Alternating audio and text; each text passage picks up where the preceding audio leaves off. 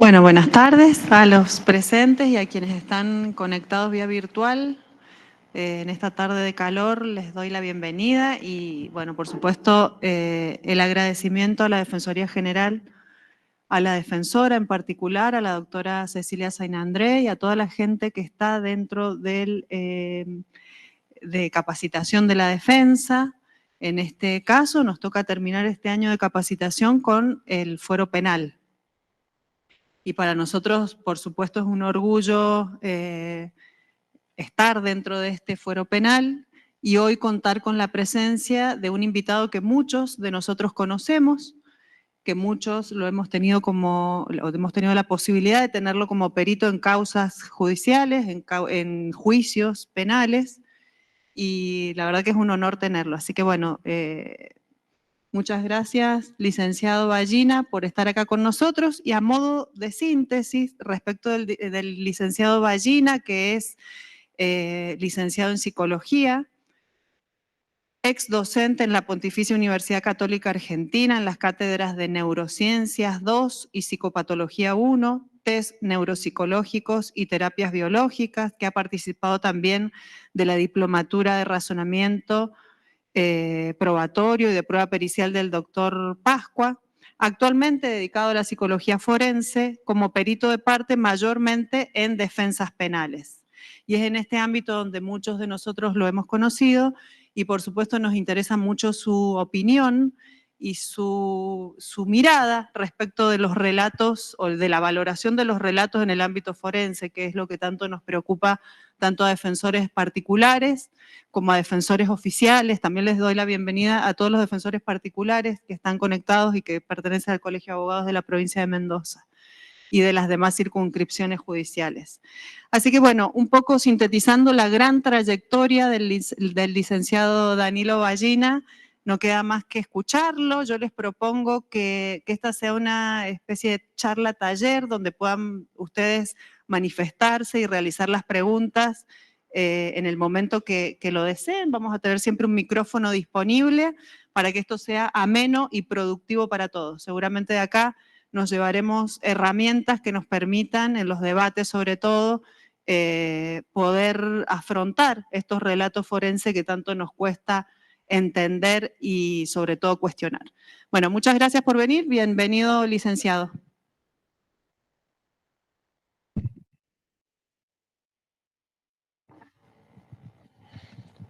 Buenas tardes.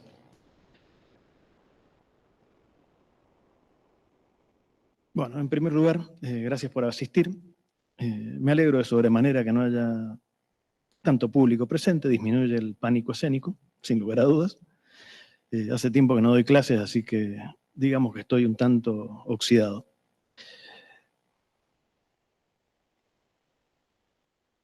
Cuando me propusieron esta charla, lo primero que se me ocurrió fue lo instintivo. ¿A qué me refiero con eso? Básicamente, darles un bosquejo general de lo que es la valoración de relatos y cómo se hace. Pero ¿qué fue lo que sucedió? Me di cuenta que eso es algo que han escuchado ya 70 veces 7 y que de poco les iba a servir realmente. Así que tomé la decisión de hacer algo que realmente les sea útil y voy a tratar de utilizar el lenguaje menos técnico posible para ser claramente entendible por todos, pero también para darles herramientas útiles. Si hay algo que detesto, y lo he detestado toda mi vida, es lo que llamamos especialistas. En ese sentido, digamos que adhiero a la visión de Ortega y Gasset de que la especialización no es más que una manifestación moderna de la barbarie. Así que vamos a empezar con un ligero rodeo. Vamos a comenzar a hablar de un fenómeno que seguramente ninguno conoce y que nos va a servir de analogía para lo que quiero introducir, que es lo que se conoce como amnesia de paisaje. Ese fenómeno que generalmente es referido por aquellas personas que se dedican a la ecología y en cierto modo a la historia con una visión de impronta más fisicalista, o sea, más ligada a las ciencias físicas, como Jared Diamond, hace referencia a lo siguiente. Vamos a poner un ejemplo histórico de amnesia de paisaje y acto seguido de ello vamos a poner un ejemplo que lo hemos vivenciado todos porque asumo que ninguno de los que estamos acá somos adolescentes, o sea, ya tenemos nuestros años.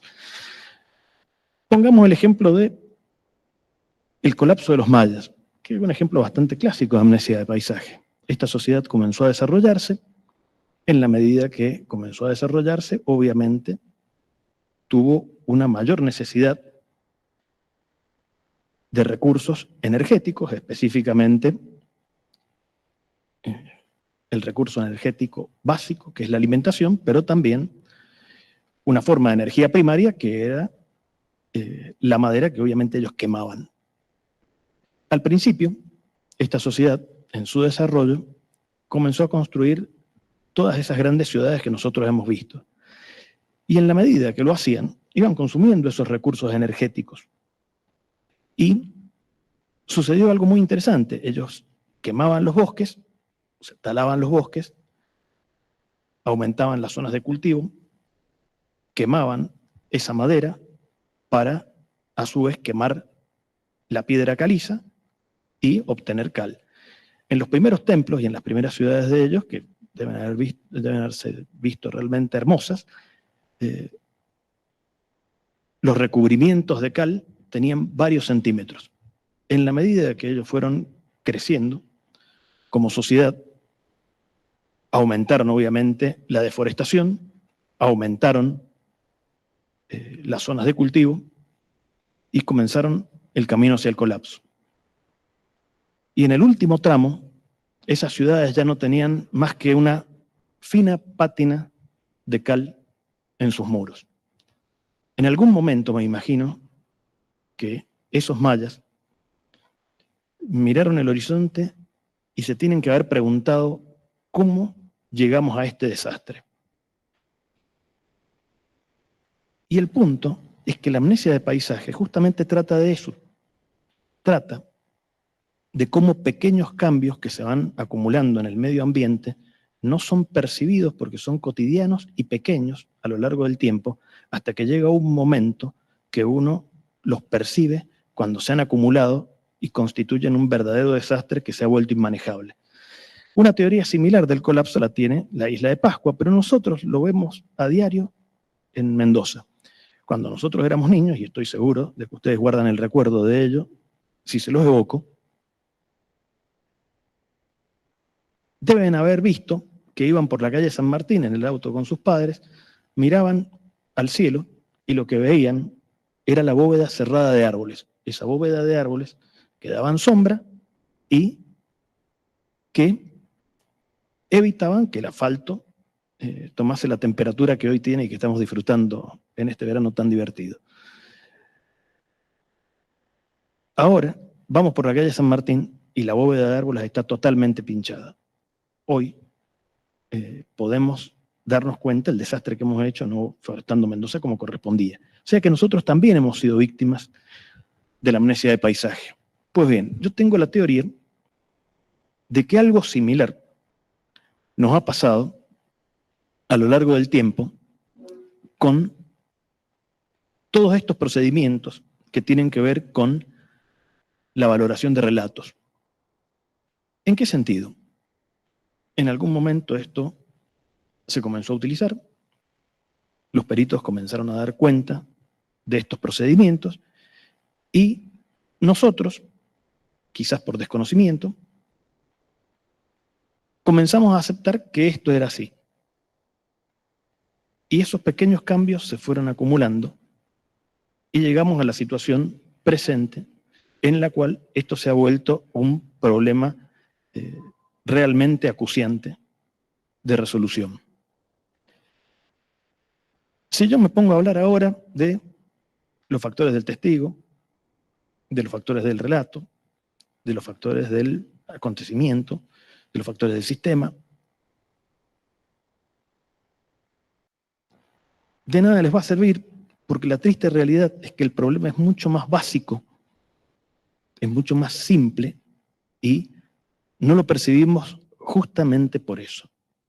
A lo que hay que ir es al verdadero nudo del problema, y es que actualmente lo que se está haciendo en términos de valoración de relatos en el ámbito forense no es científico. Es triste lo que estoy diciendo y es verdaderamente alarmante, pero lo que se está haciendo no es científico. Una de las características que tiene cualquier disciplina científica es que tiene como criterio, tiene como requisito la replicabilidad. Y el inconveniente que nosotros tenemos en el ámbito forense es que hoy día no hay replicabilidad de todo lo que se hace. Y asistimos a lo que podríamos denominar un verdadero juego del teléfono descompuesto a lo largo de todo el camino. Empecemos por algunos ejemplos concretos. ¿Cuántos de ustedes han visto a lo largo de estos años pericias? Seguramente todos. ¿Y cuántos de ustedes han visto en esas pericias fundamentos que son sumamente pobres, cuando no inexistentes?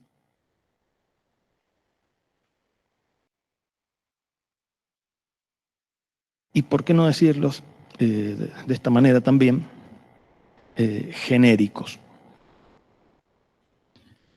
Comencemos por los encabezados típicos. Técnicas utilizadas. Entrevista, clínica forense. Bien.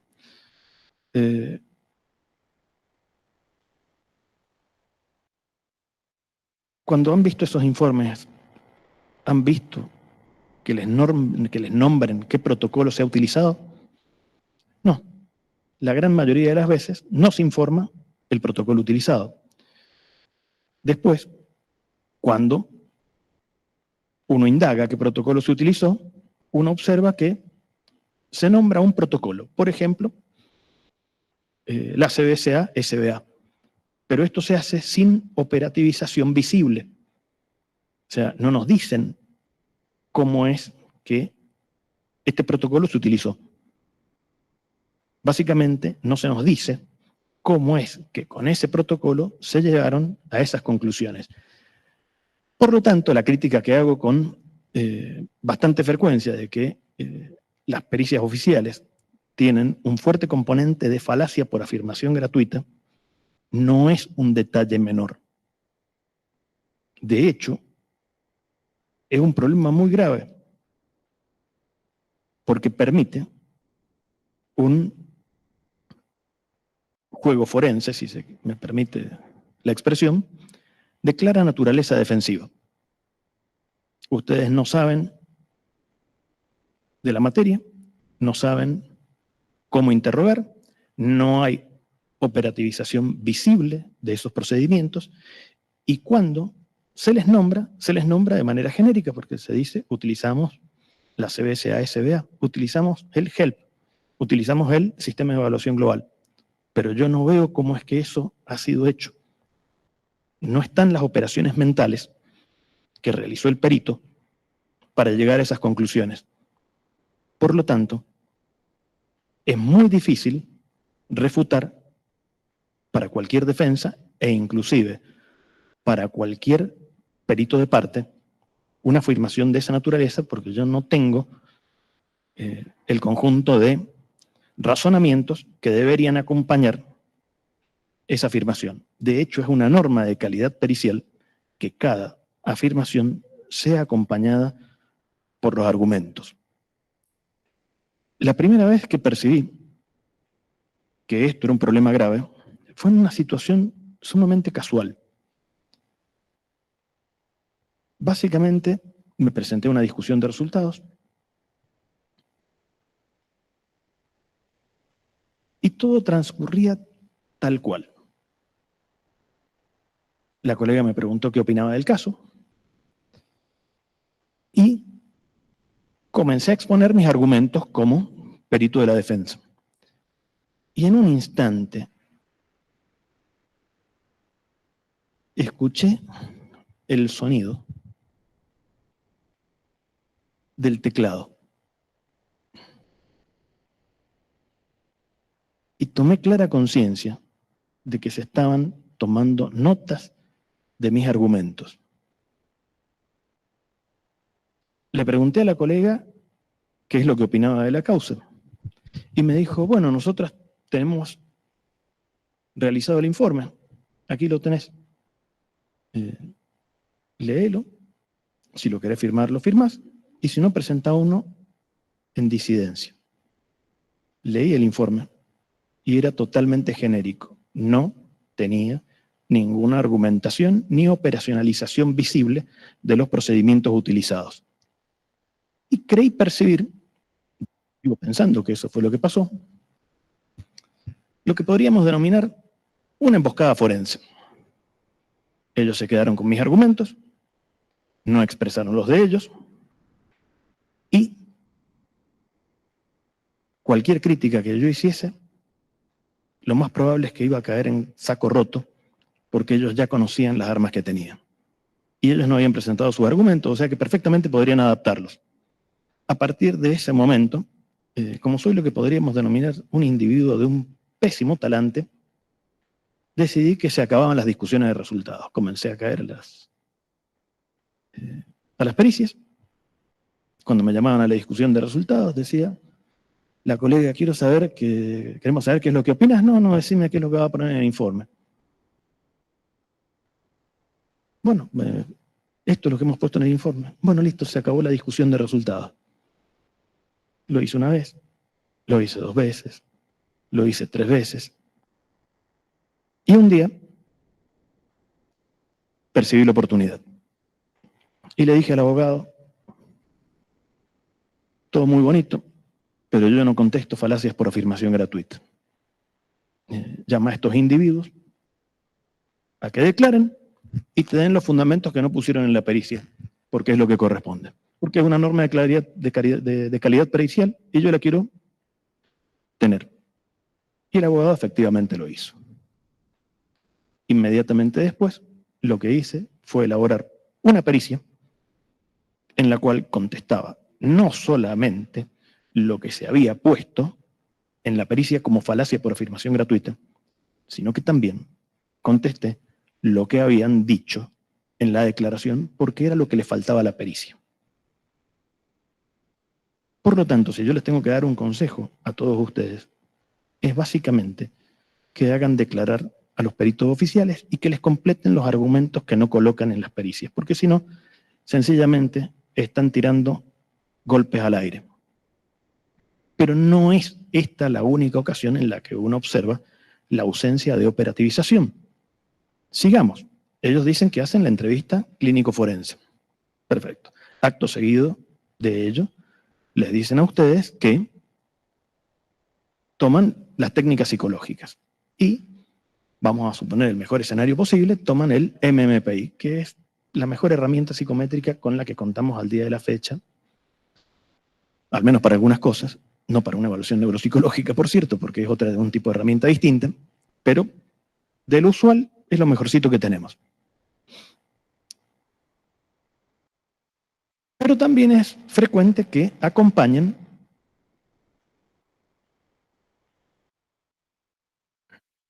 esos informes diciendo que toman las famosas técnicas proyectivas, técnicas que por lo que a mí respecta son lisa y llana pseudociencia.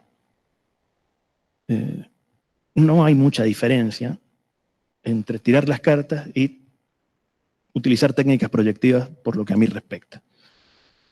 Esas técnicas que están contraindicadas para la práctica forense por la Asociación Psicológica Americana, que es la institución más seria que hay a nivel mundial para establecer estándares de calidad en lo que respecta a mi profesión, en la rama que se les ocurra, le ha bajado el pulgar a estos procedimientos. Carecen de todas de las formas de validez que a ustedes se les ocurren y carecen de fiabilidad. Está bien, es muy probable que hagan algunos peritos lo siguiente, además lo he visto. Le van a decir, no, bueno, pero esa técnica es para explorar personalidad, o vaya a saber qué cosa, porque por lo que a mí respecta eso no explora nada. Pero no les dicen básicamente cuál es la operacionalización visible que tiene el uso de esas técnicas. Y acá viene el serio problema. Yo no sé hasta qué punto esas técnicas no incorporan una fuerte dosis de sesgo incontrolado. Porque asumo que si el colega las toma, más allá de que están contraindicadas por la APA, y más allá de que carecen de validez de constructo, contenido, criterio, validez ecológica y fiabilidad, ni hablar de la validez poblacional, que es algo a lo que se arrima en última instancia, asumo que si el colega toma eso es porque cree que algo útil sale de eso. No creo que las tomen por deporte o porque les encante perder el tiempo laboral viendo cómo la gente dibuja. Sinceramente, no creo que lo hagan con esa intención. Y se vuelven a invocar de manera genérica. Por lo tanto, no sabemos cuáles han sido las conclusiones que han sacado de eso. Por suerte, guardo el libro de mi antiguo docente de técnicas proyectivas, el profesor Miguel Ángel Mirotti, que dice cosas tan sesudas como, por ejemplo, que del humo de la chimenea en la casa se puede deducir turbulencias familiares. Sin lugar a dudas, una sabiduría tan madura no tiene precio. Pues bien, eso es el tipo de cosas que estamos haciendo actualmente en las evaluaciones psicológicas. Está bien, los colegas me podrán decir que no lo están utilizando para valorar relatos, pero alguna conclusión sacarán de allí y asumo que eso perfectamente puede contaminar las conclusiones forenses y no debería hacerse. Supongamos que les dicen que toman el MMPI. Pues bien, el MMPI, para hacerlo rápido, mide estado y rasgo. De manera muy genérica, estoy simplificando esto porque no quiero hacer una disquisición fina sobre el asunto, pero también mide el grado de sinceridad, por así decirlo, con el que la persona ha respondido a la técnica. Pues bien, asumo también que el colega, si utiliza ese procedimiento, saca conclusiones, pero no operativizan cómo es que eso tiene impacto en la evaluación. Cualquier procedimiento de valoración de relatos implica trabajar con hipótesis forenses. De hecho, en una norma de calidad pericial, trabajar con hipótesis forenses y proceder a la falsación popperiana o al contraste popperiano de esas hipótesis para ver cuáles se sostienen y cuáles se derriban. ¿Cuántos informes han visto ustedes donde haya operativización visible de las hipótesis con las cuales se ha trabajado? Estoy hasta la coronilla de ver que los colegas invocan, por ejemplo, la CBSA-SBA, procedimiento inicialmente desarrollado para niños. Las hipótesis propias de ese procedimiento son para niños. ¿Alguna vez han visto una operativización visible de cómo eso se ha adaptado a un adulto? ¿Alguien se los ha dicho? Apuesto doble contra sencillo de que eso no ha ocurrido. Pues bien, mientras ustedes sigan enfrentando la situación de falacia por afirmación gratuita, las chances que tienen, deploro decir que son sumamente escasas, porque están peleando con los ojos vendados. Y lo está haciendo también el perito de la defensa. Esto es más grave. ¿Por qué? Porque dije que una de las condiciones básicas de la ciencia es la capacidad de reproducir. Si yo realizo un procedimiento y lo reproduzco, y las cosas están bien hechas, deberíamos arribar todos a conclusiones más o menos similares. Entonces ahora viene la parte divertida. Las pericias no se filman y deberían filmarse. Y voy a poner ejemplos burdos, porque lo que quiero hacer es bajar todo esto al llano y no dar una charla terriblemente técnica con la cual lo que voy a tener es un auditorio de gente durmiéndose y una enorme cantidad de gente conectada contestando WhatsApp. Supongamos que yo digo, me comí un bombón, ¿cierto? Y acto seguido de ello, digo, me comí un bombón. Obviamente estoy hablando de categorías distintas de bombones. Ejemplo burdo, pero ese ejemplo burdo que acabo de incorporar nos permite ir hacia un ejemplo forense más importante y más útil para todos nosotros. Supongamos que una persona está narrando un hecho y está sollozando y el perito está registrando no solo el relato, sino que solloza. Acto seguido ocurre un cambio de tema y el sollozo se corta, pero eso el perito no lo registra. Lo lógico y esperable en una respuesta emocional genuina sería que ese sollozo, frente a un cambio de tema, reverbere un tiempo más y se mantenga. Pero si la persona está simulando, sería una hipótesis sobre la que voy a trabajar al menos, es muy probable que ese sollozo se corte. Si el perito eso no lo registra porque no lo nota, ¿se degradó o no se degradó la prueba? Se degradó. O sea que la cadena de custodia de todo esto es bastante cuestionable y la posibilidad de auditoría posterior es aún más difícil. Y si un juez el día de mañana tiene que decidir entre lo que dice el perito oficial y el perito de parte, no va a tener un elemento objetivo con el cual contrastar la hipótesis de uno y otro. El problema es mucho más grande, porque una de las cosas que se tiene que evaluar para arribar a la conclusión de que un relato es creíble es obviamente las características, por ejemplo, de la entrevista. Si la entrevista estuvo mal hecha, si la entrevista ha tenido preguntas orientativas o inductivas, obviamente yo no puedo decir que ese relato es creíble, porque el operador en ese momento ha cometido errores que podrían haber contaminado el relato y los podría haber modificado. Ahora bien, ¿quién en su sano juicio cree que un perito oficial va a decir, no, saben una cosa, no puedo decir que esto es creíble porque metí la pata 70 veces 7 e hice preguntas orientativas por todos los rincones y el relato se fue modificando en el camino en función de mis metidas de pata? ¿Alguien imagina que eso va a ocurrir? Vuelvo a apostar doble contra sencillo y creo que gano.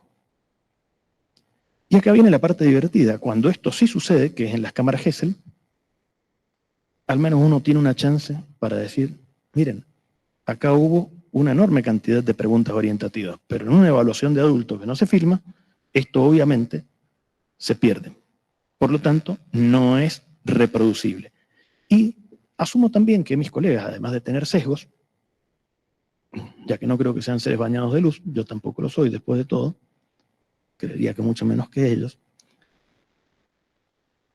tienen también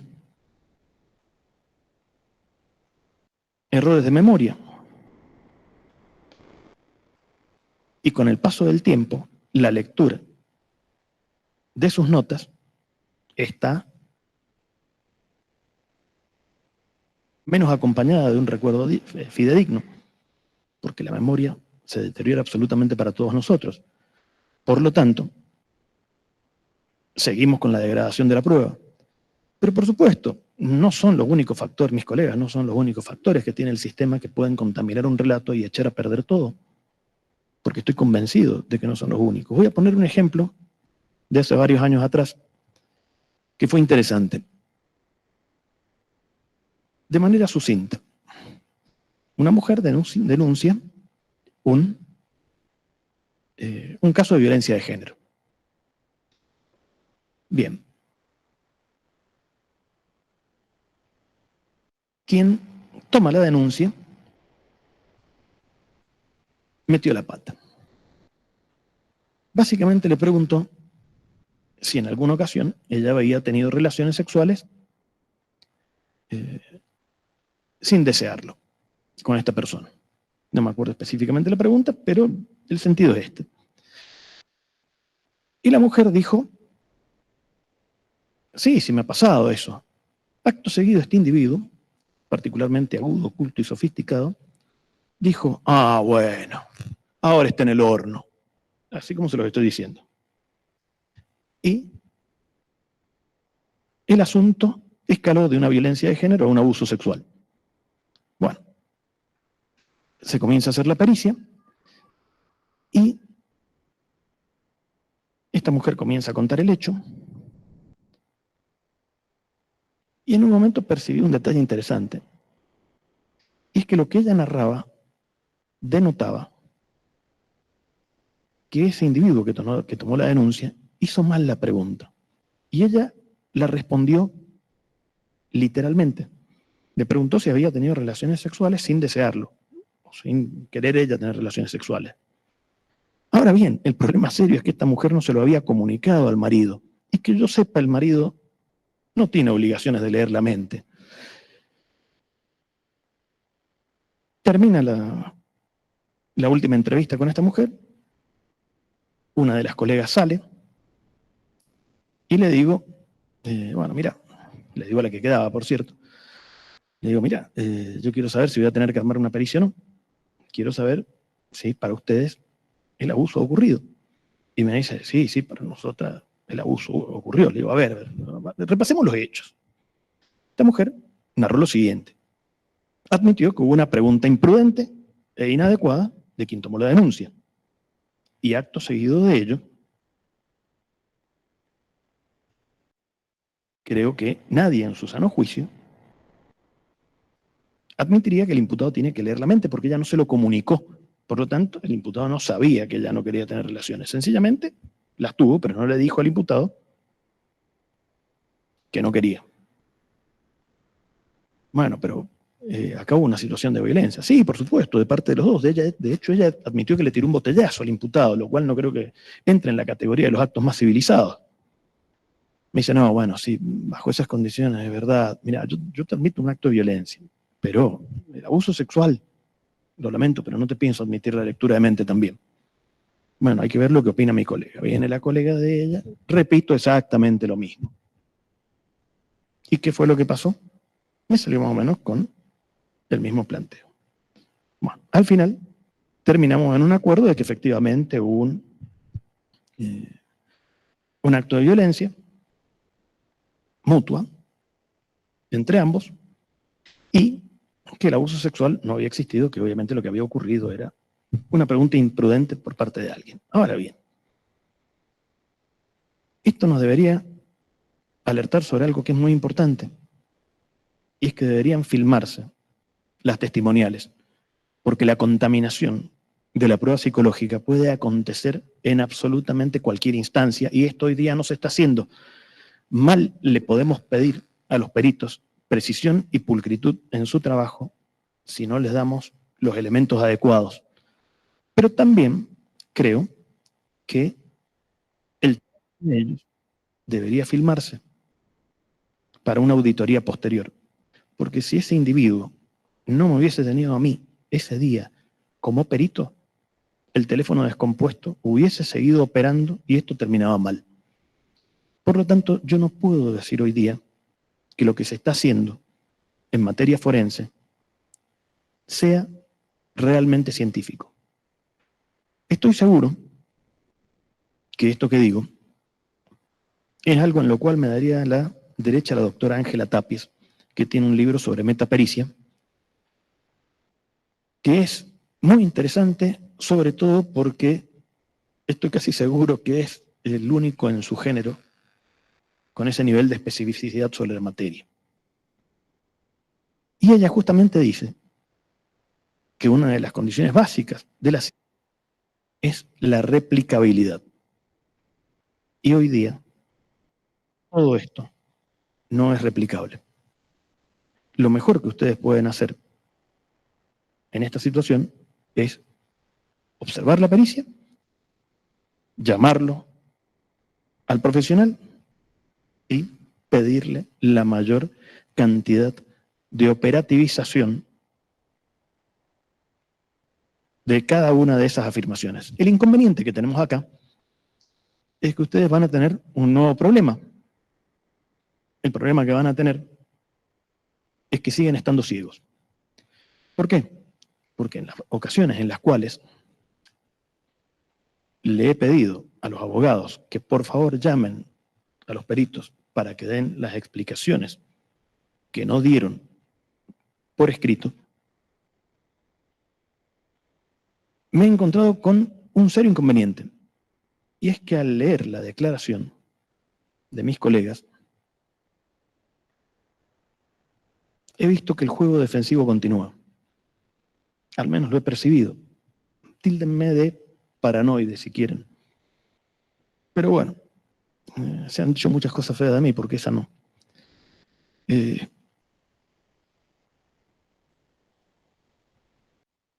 problema serio que tienen ustedes es que no saben psicología.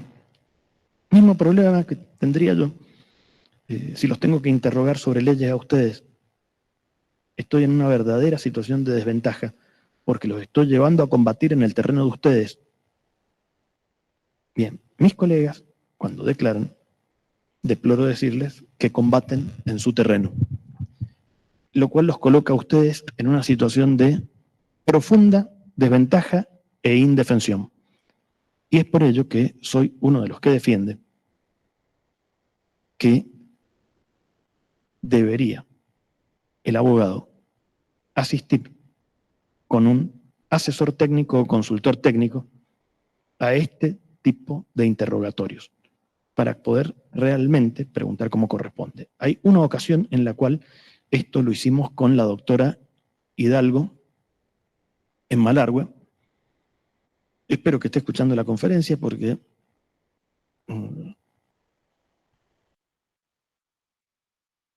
si no está ella casi me sentiría traicionado. Tengo una muy buena relación de amistad con la doctora Hidalgo. Hemos sido compañeros de correrías en varias ocasiones. La cuestión es que en esa ocasión me tuvo de consultor técnico y créanme que realmente al colega lo pusimos contra las cuerdas. Yo le iba dando las preguntas y ella las iba haciendo. Cambia sustancialmente todo. Ahora bien, es muy probable que, esta es una reflexión, por cierto, habría que ver qué es lo que me dice un abogado sobre esto, pero es del mayor sentido común y no creo que el sentido común tenga patrimonio. Creo de hecho que es una incumbencia profesional de todos los seres humanos desde el momento que nos bajamos de la rama. Podría perfectamente decir la Fiscalía que eso rompe la igualdad de armas. Bueno, esto tiene una solución muy sencilla. La Fiscalía tiene un verdadero regimiento de peritos que perfectamente podrían acompañarlos a ellos de asesores o consultores técnicos cuando tengan que interrogar al perito de la defensa. Y por lo que a mí respecta, no tendría ningún problema de disfrutar de las compañías de ellos. Estoy seguro que esta propuesta va a caer particularmente mal entre mis colegas peritos oficiales porque les estoy aumentando la carga laboral, pero bueno, estoy seguro que aumenta la sanidad del sistema. De hecho, creo que esto se soluciona con algo tan sencillo como una forma de selección natural de características forenses profesionales.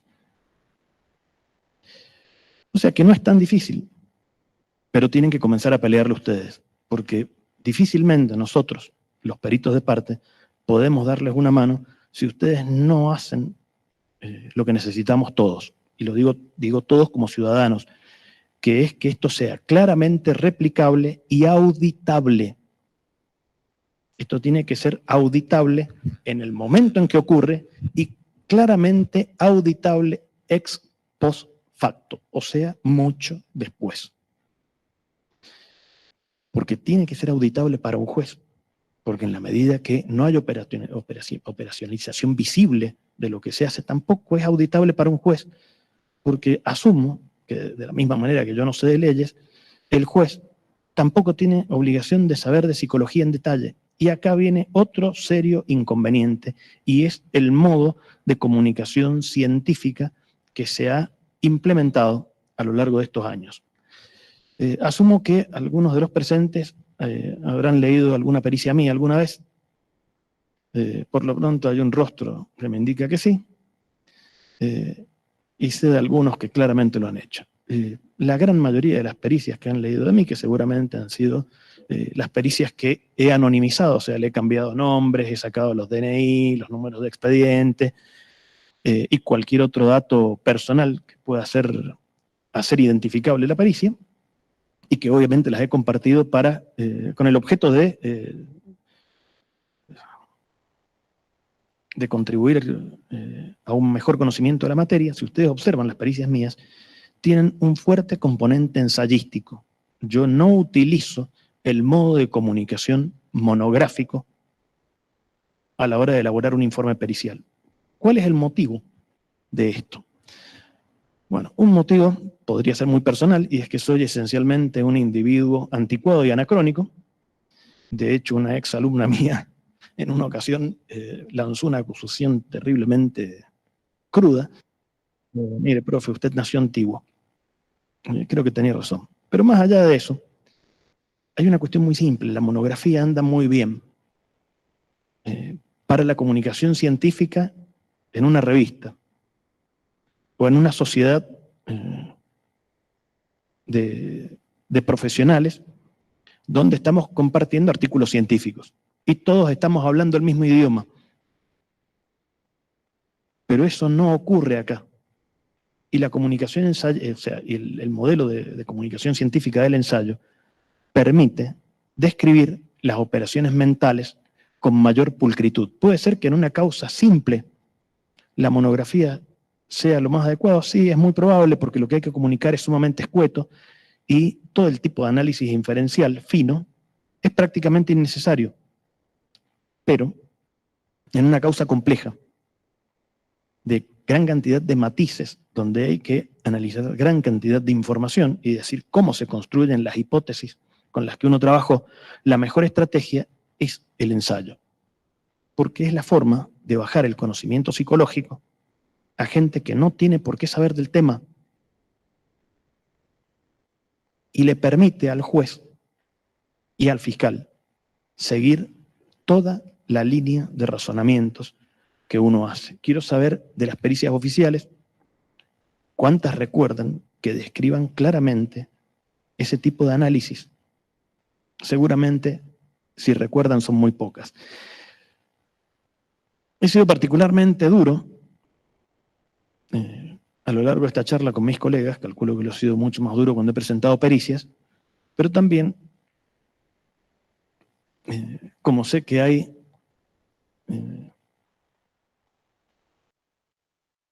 representantes del enemigo que me honran en esta charla con su presencia, al menos virtual, bueno, es que en todos estos años he comenzado a cambiar. He comenzado a ver pericias con un poco más de fundamentación, pero aún así creo que las fundamentaciones siguen siendo pobres, genéricas, carentes de operacionalización visible.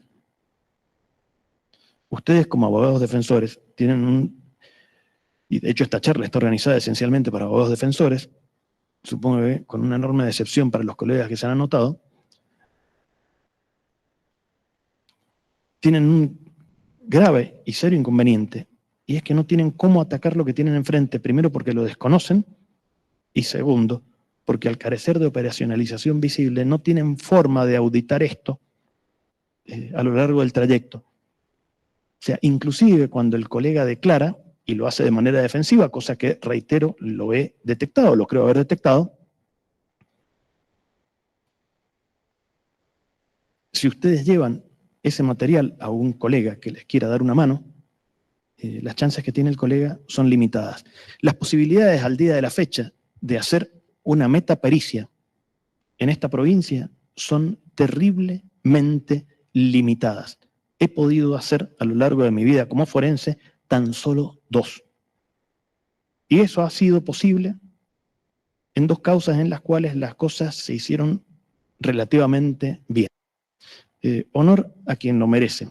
La primera fue una causa que comenzó a instruir el doctor Yaroli cuando todavía estaba en Malargüe y recogió todos los elementos relevantes con una pulcritud que es realmente destacable. De hecho, creo que lo que ayudó a salvar al imputado no fue mi metapericia, fue lo que hizo primero el doctor Yaroli. Si el doctor Yaroli no hubiese hecho eso en ese momento, hubiese tenido que hacer lo que he hecho 70 veces 7, que es decirle al defensor, mira, con estos elementos yo no puedo hacer nada, porque no tengo forma de auditar esto después de ocurrido. En esa ocasión sí se pudo. Y en esa ocasión también tengo que reconocer que estaba la doctora Hidalgo.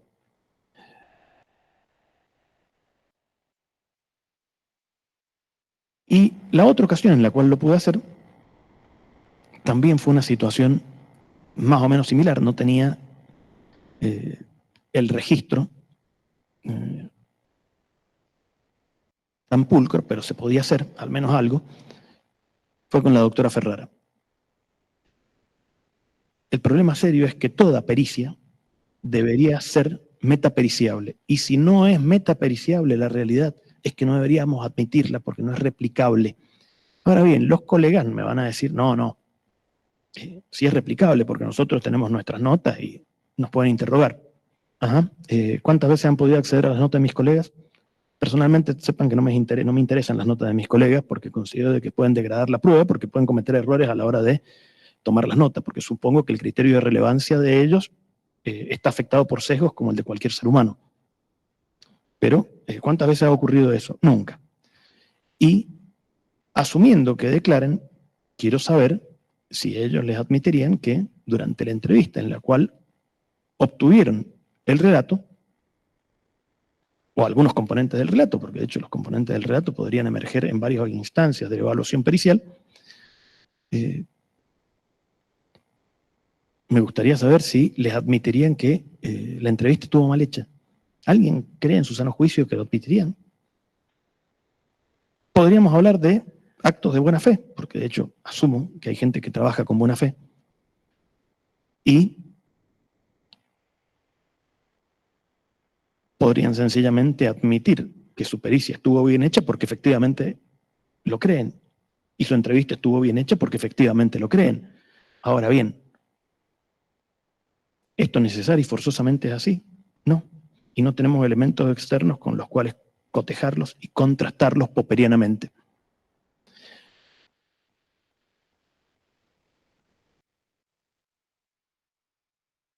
Por lo tanto, ustedes tienen un serio inconveniente porque tienen que utilizar la falsación popperiana, porque de hecho la tienen que utilizar, pero no tienen los elementos. Y si algo no es falsable, resulta ser que tampoco es científico. Y acá comenzamos a tener otros problemas. Los colegas, por ejemplo, invocan genéricamente la CBCA-SBA o el HELP. Y resulta ser que esos procedimientos trabajan con falsación de hipótesis, o sea, el claro contraste popperiano de hipótesis. Y el ser inconveniente que tenemos es que introducen cosas que son infalsables, porque que yo sepa, las técnicas proyectivas, que para mí son lisa y llana pseudociencia, nacen de teorías infalsables. Entonces quiero saber cómo con pulcritud uno dice que ha utilizado un procedimiento cuando resulta ser que se está haciendo algo que es contrario a la falsación popperiana. Pero no es ese el único problema. Porque como no sabemos con qué hipótesis han trabajado, no sabemos si en el camino han introducido hipótesis infalsables. Y voy a permitirme un ejemplo. Hace varios años atrás estuve en una causa en la que estaba el doctor Comeglio. Debo reconocer que el castellano que usaba el doctor Comeglio es bastante afín al que uso yo en mis pericias. De hecho, fue la última vez que leí la palabra bisoñas en mi vida. Pasó algo muy interesante. En esa ocasión estuve de consultor técnico durante el debate con la colega de ustedes. Y el doctor Comeglio les dijo, bueno, pero a ver, supongamos que si hubiese introducido a través de un testimonio este elemento. Básicamente, en el relato de la niña, ella decía que otra prima del imputado había sido también víctima de abuso. Esta chica declaró y dijo, no, miren, esto es mentira. Pero no solamente que es mentira, sino que me está metiendo en una cosa que no ha pasado. Esto no es así. Bueno, el doctor Comeglio les dijo, bueno, supongamos que esto ha ocurrido. ¿Impacta o no eso en sus conclusiones? Y una de las colegas, no recuerdo cuál de las dos, por cierto, dijo, no, pero podría ser que esa joven no haya querido hablar del abuso que sufrió por parte del imputado por vergüenza. Hipótesis infalsable. Hipótesis totalmente infalsable. ¿Cómo es que alguien que teóricamente debe trabajar con la falsación popperiana introduce una hipótesis con la cual un elemento certero que tenemos, o de relativa certeza, lo pone en duda con algo que es infalsable, tomado de los pelos por donde se lo mire? Y acá tenemos otro problema serio. Y es que yo no creo vivir en una isla y soy un enemigo de la especialización. De hecho, dije al principio que considero la especialización, igual que Ortega y Gasset, una nueva forma de barbarie. Algo que deberíamos hacer en todas estas causas, sobre todo cuando la complejidad lo admite, es utilizar la pericia colegiada. ¿Qué es eso? La pericia colegiada es básicamente cuando profesionales de distinta formación se juntan y hacen una evaluación conjunta. Hay una ocasión en la cual introduje en mi informe lo que podríamos denominar la pericia colegiada por la ventana. Era una causa en la que estaba el doctor Lucas Soler y habida cuenta de las características del hecho, le dije, mira Lucas, esto es una cuestión sencilla, yo soy un experto en la materia porque yo no sé de todo. Metelo a Maciotti. La historia es un poco más compleja porque inicialmente entró la doctora del Cherico, pero bueno, siguiendo la corta le dije que me metiera alguien que supiera. La doctora del Cherico falleció, una verdadera pérdida, una mujer muy amable, vale honrarla con el recuerdo. La cuestión es que entró Maciotti. Y Maciotti me dijo, no, mirá, no, esto no. Ahora bien, yo como psicólogo, ¿le tengo que pasar por encima las leyes de la física con la psicología? ¿O tengo que construir mis hipótesis psicológicas apoyándome en los elementos de mayor certeza? Y lo lógico es que si voy a elaborar hipótesis psicológicas, lo haga apoyándome en los elementos de mayor certeza. Algo que deberíamos haber aprendido hace mucho tiempo, porque supongo que todos siendo estudiantes, algo habremos leído de Descartes, al menos genéricamente. ¿Qué fue lo que hizo este muchacho? Y de manera muy sucinta dijo, bueno, a ver, voy a tratar de llegar a un punto de absoluta certeza a partir del cual construir conocimiento. Y con la duda metódica comenzó a dudar de todo. Hasta que llegó un momento en que dijo, caramba, si dudo, pienso. Y si pienso, existo. Llegó a un punto de certeza axiomático y a partir de allí comenzó a construir su modelo. Está bien, después podemos decir que falló. Bueno, díganme lo que quieran, pero ese paso inicial no estuvo mal. Como psicólogo, lo lógico es que yo me apoye en los elementos de certeza y construya hipótesis psicológicas con los elementos de certeza, porque si hay algo que tiene la psicología, es que es terriblemente imprecisa. Es una ciencia imprecisa, no es el ADN, no es la bioquímica, es una disciplina imprecisa. Entonces es lógico que, por una cuestión de prudencia, me apoyen esos elementos de certeza para construir hipótesis periciales. Ahora bien, mis colegas, cuando ustedes les interrogan, les dicen cosas como la siguiente. A ver, ustedes lo tienen al colega enfrente y le dicen, ¿usted leyó el expediente? Sí, leímos el expediente. Trabajamos con el expediente. De hecho, está consignado en el informe que miramos el expediente. Ajá. Y voy a ser curioso. La operacionalización visible de ese trabajo con el expediente, Manzanero dice, entre otras cosas, que hay que ver el expediente, por ejemplo, para detectar trazas de influencia. ¿Dónde está la operacionalización visible de ese trabajo con el expediente?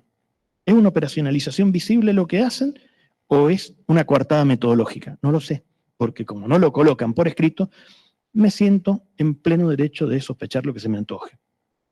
Ahora bien, muchos colegas están en contra de la filmación de las pericias.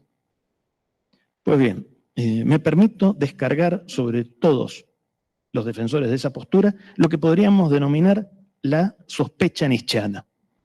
En el fondo, tengo todo el derecho a sospechar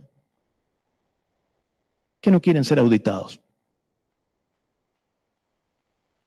Y el punto es que volvemos a lo mismo. La ciencia indica que las cosas tienen que ser reproducibles y auditables. Y si las cosas están bien hechas, vamos a llegar todos más o menos a las mismas conclusiones. Por lo tanto, el problema que tenemos hoy día es mucho más básico, porque no pasa por cambiar de la CBCA-SBA al HELP. Pasa por solucionar todos estos problemas previos. Porque si van a utilizar la CBCA-SBA, o mejor dicho, si van a utilizar el HELP, como se ha utilizado la CBCA-SBA en todos estos años, ¿saben una cosa? No vamos a solucionar el problema.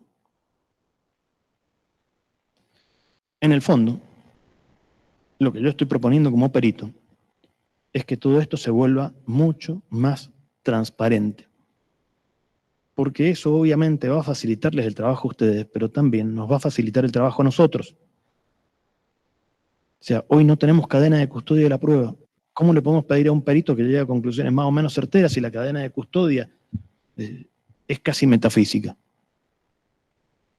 ¿Alguien ha visto alguna vez una entrevista filmada en el PPMI, en el ETI, en el CAI? Sería bueno que también se haga porque muchos de estos problemas comienzan en familia y después los tenemos acá. Y tengo todo el derecho a sospechar, desde un punto de vista científico, que de la misma manera que se juega el teléfono descompuesto en el área penal, está pasando lo mismo en familia. De hecho, he trabajado allí también.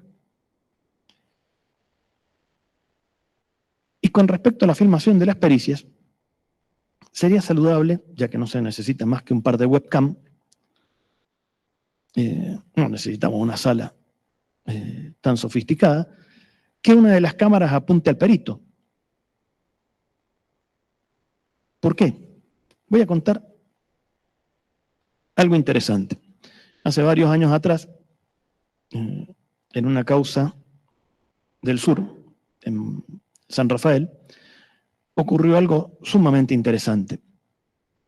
Una niña que estaba siendo entrevistada en Cámara Gesell dijo que en un hogar de DINAF le metían una media con olor a pata en la boca para que no gritara. Y la colega que tomaba esa Cámara Gesell hizo lo que voy a hacer ahora. Dijo básicamente, ¿una qué? Bueno, miren, esa no es la forma de interrogar.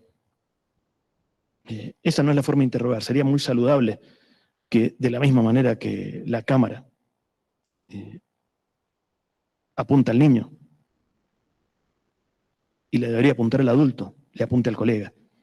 Porque saben una cosa, esto no es una partida de truco, donde nos estamos comunicando con los gestos. Esa no es forma de interrogar. Por lo tanto, debería también apuntarle una cámara al colega, porque perfectamente puede cometer un error de esa naturaleza, y es lógico porque la forma de entrevista es muy alejada, por más que esté uno muy entrenado, es muy alejada del comportamiento cotidiano de uno, así que cometer un error de esa naturaleza es muy humano, es muy probable, porque no es el modo de funcionamiento normal. Y acá seguimos con los problemas. A la hora de tomar una denuncia o recoger un testimonio, deberíamos estar utilizando los procedimientos adecuados y correctos. ¿Alguien sabe de que en esta provincia se haya utilizado o comenzado a utilizar la entrevista cognitiva? No. Entonces, si no comenzamos a señalar todo esto, todo lo que yo diga de los factores del testigo, el suceso y el sistema, tiene tanto valor como la nada misma. La solución del problema empieza mucho antes. Si algún día dejo de dedicarme a la actividad forense, como paso previo, voy a cambiar el teléfono. Sí, disminuye las probabilidades de que vuelva a entrar en el ruedo. El pésame, que todos hemos recitado alguna vez, tiene una cápsula de autocontrol de la conducta en términos psicológicos. Prometo firmemente no pecar más y evitar todas las ocasiones próximas al pecado. Si yo cambio el teléfono, las probabilidades de que me tienten de volver bajan sustancialmente. Pero bueno. Bueno, asumo que alguno tendrá alguna pregunta en lo que pueda responder. Adelante. Muchas gracias, licenciado. Bueno, una vez más agradecerle, muy clara la exposición y bueno, nos quedan todas las preguntas dando vueltas en la cabeza y la necesidad de poder plasmarlas en nuestra tarea, ¿no? Yo me preguntaba mientras lo escuchaba con relación a la, no me va a salir la palabra, operacionalización de las... Operacionalización. Operacionalización visible. Sí. Cuando nosotros en un debate, vamos a suponer acompañados de un perito, de un consultor, Sí. estamos en esa situación de poder preguntarle al perito oficial cuáles son las operaciones que llevó a cabo para llegar a esas conclusiones. Sí.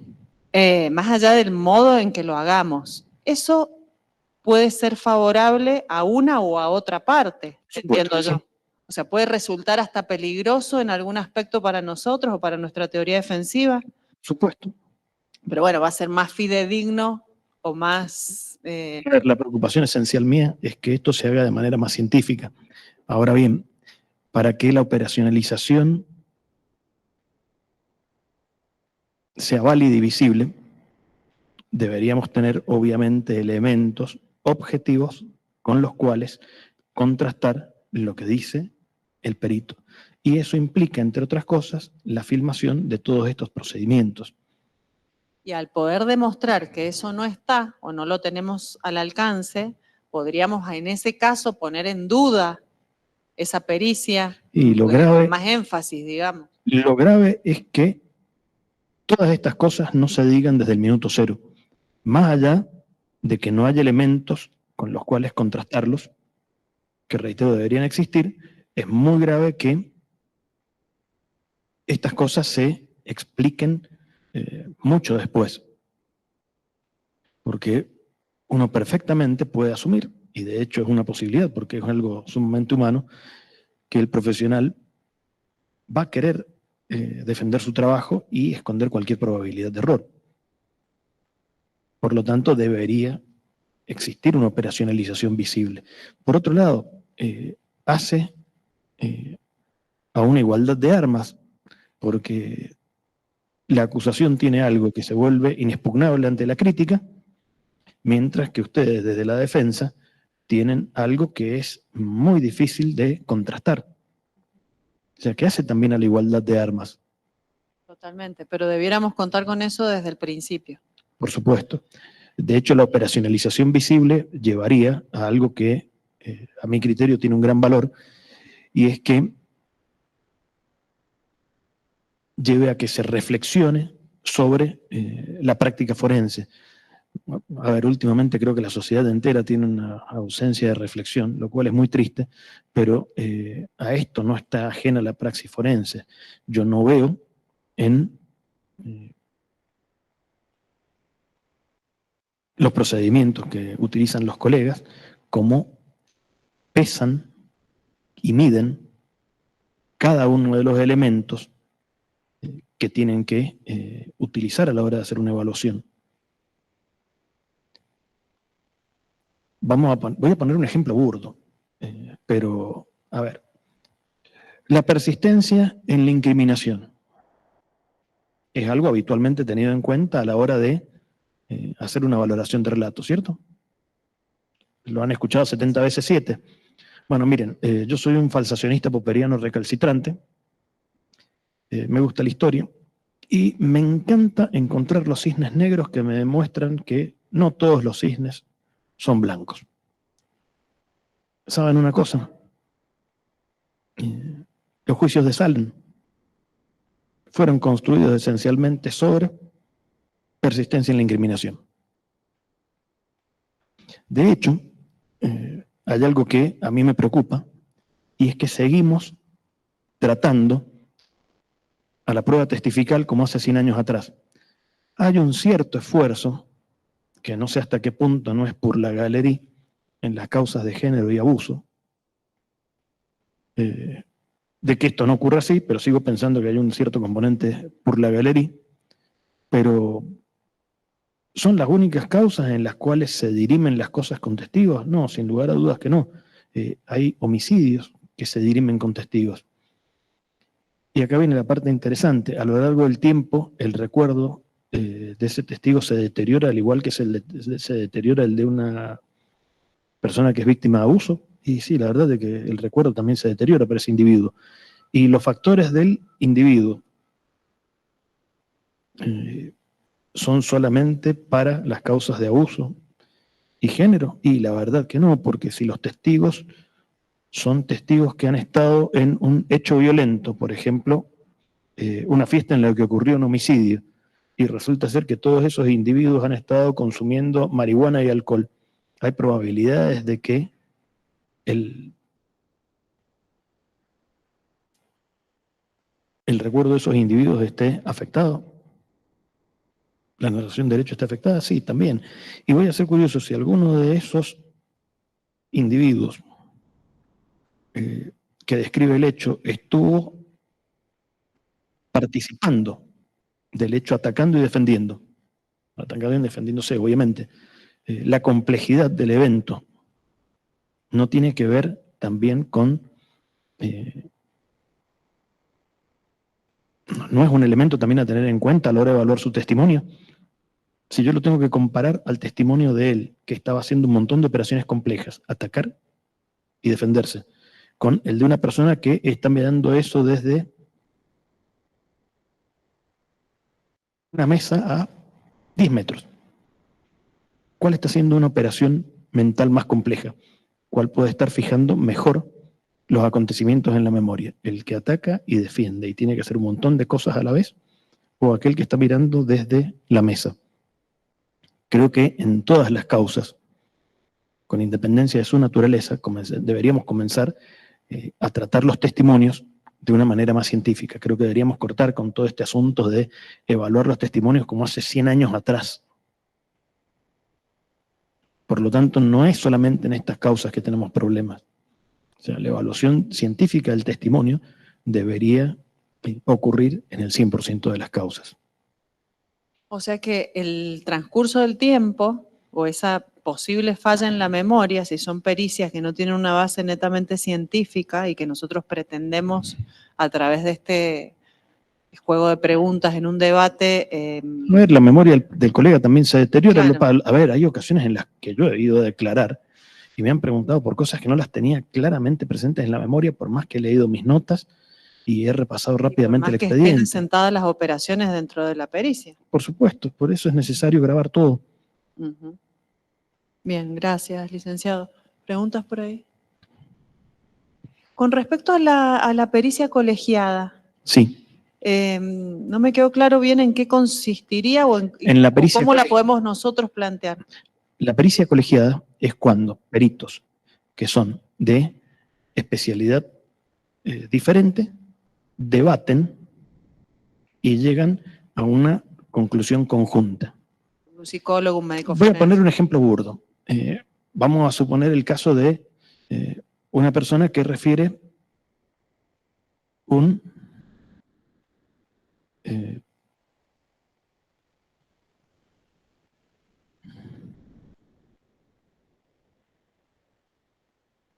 abuso sexual. A ver, voy a poner el caso de un caso concreto. O sea, no voy a tratar de fabricar un ejemplo, voy a tratar de poner un caso concreto.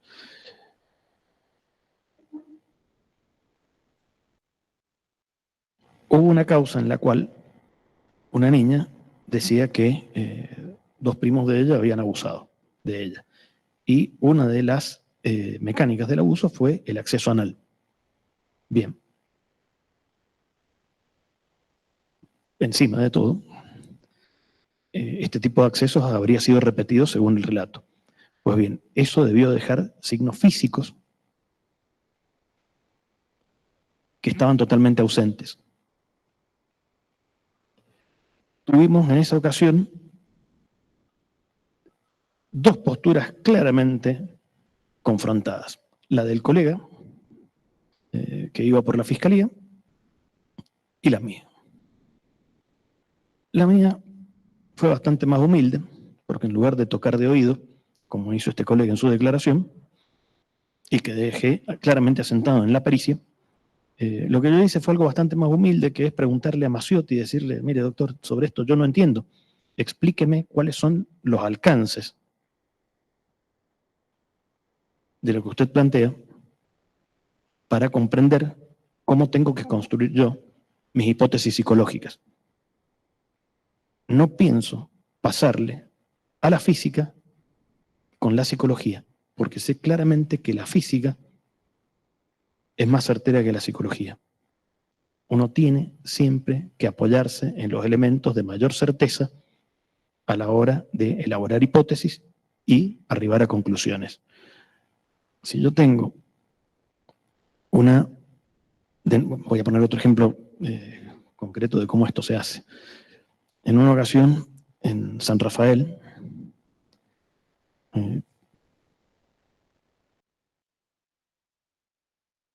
estuve en una causa en la cual se denunció violencia de género, pero también un abuso sexual. Bien. Lo que me narraba el padre de este chico, el imputado, era una cosa espantosa. O sea, perdón por el lenguaje llano que voy a usar, pero quiero ahorrar tiempo y palabras. Básicamente me lo describió al hijo, y voy a usar las palabras de él, como un calzonudo. Me dijo, mire, me da vergüenza, pero mi hijo es un calzonudo. La novia le hacía esto. Y yo me agarraba la cabeza y decía, no puede ser que un individuo así no haya dejado una huella en la historia de todo esto. Y en un momento di el salto repentino de comprensión y le dije, disculpe, le hago una pregunta.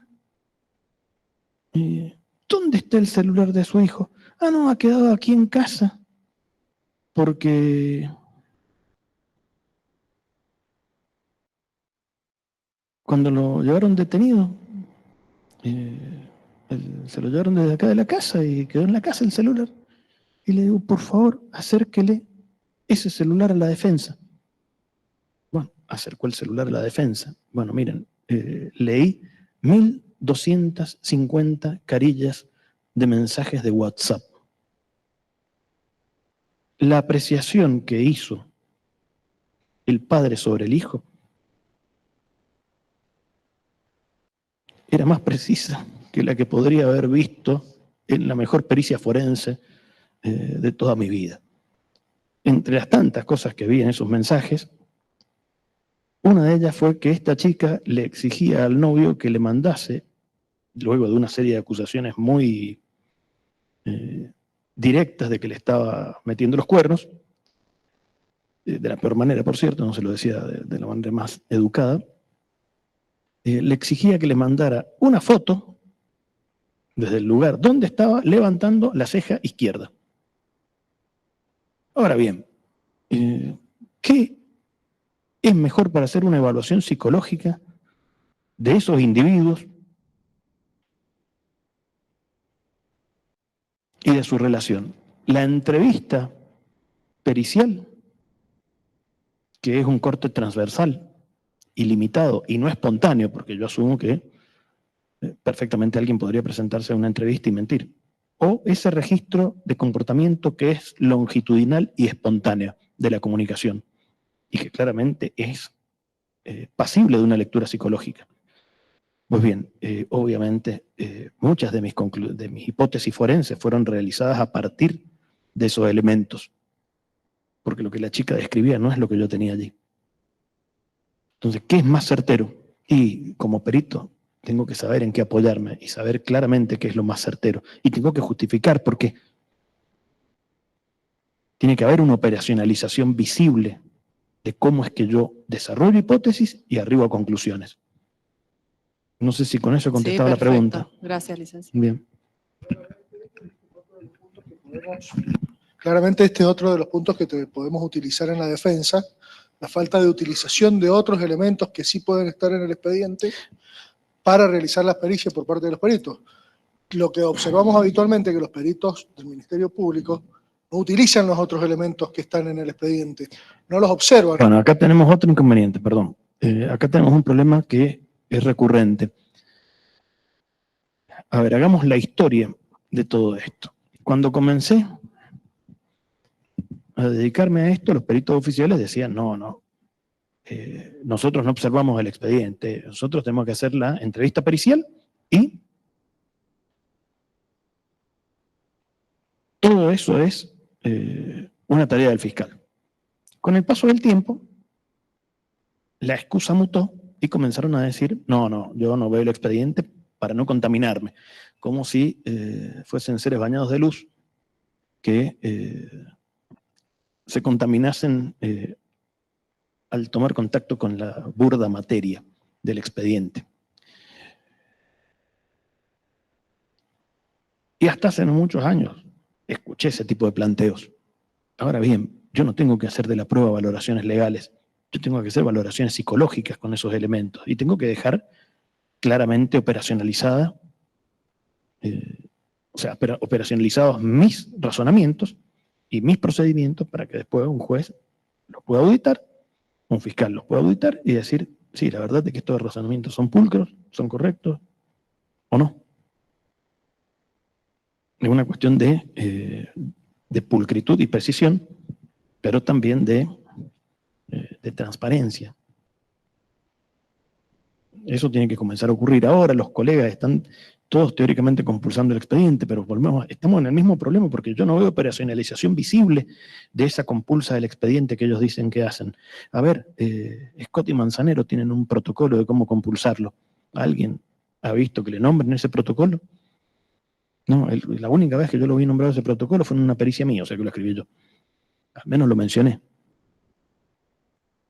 O sea que si no tenemos operacionalización visible, y miren, la verdad es que no hay mucha diferencia entre decir que eso es tarea del fiscal, que no lo veo para no contaminarme, lo cual es muy gracioso porque si yo veo el expediente antes de la pericia, soy mucho más sensible a qué prestar atención y a qué no.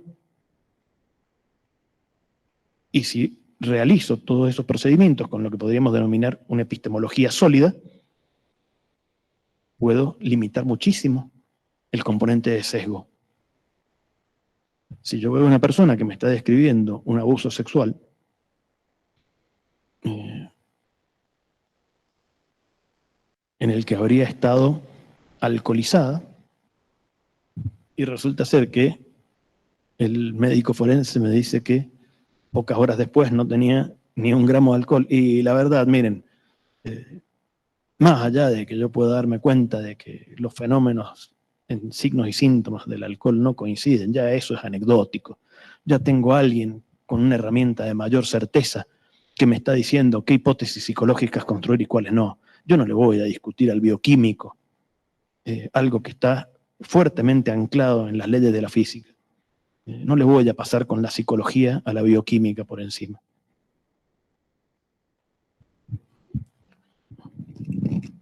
Lo que pasa es que, al menos lo que he visto en los expedientes, eso se intenta hacer. Muchas veces se le toma tanta preponderancia al relato que es como que toda la investigación se deja de lado y dicen, no, ya tenemos el relato. Es como que ellos van para adelante con el relato y tal vez tienen pruebas objetivas, por ejemplo, análisis físicos.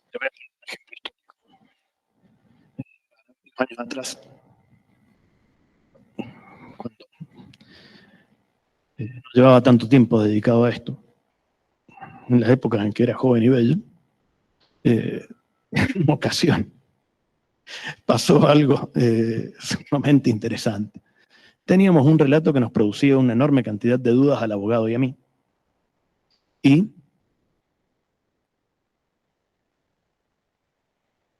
le digo, mirá, he leído el expediente de cabo a rabo. Esto a mí me produce dudas, a vos también.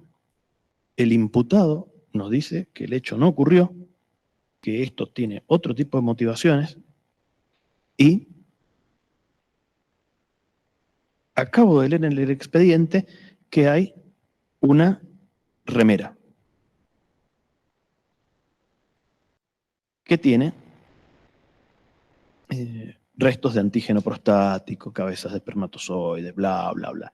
Y abajo, muy abajo, por cierto, decía, se reserva el material para posterior cotejo de ADN. Entonces le digo, mira, acá lo que nos está diciendo este hombre es que lo que está encubriendo la chica es una relación con el novio que él se oponía. Dejemos de discutir de psicología, vos le crees al imputado. Yo tengo motivos también para pensar que podría ser esto cierto, porque este relato es sospechoso. Si el tipo nos dice que él no lo ha hecho, y además te lo vuelve a decir, busquemos esta prueba. ¿Qué fue lo que pasó? Nos hundimos el propio barco. Ahora bien, más allá de esa anécdota que puede ser cómica, si se quiere, no hay que creerle a los imputados.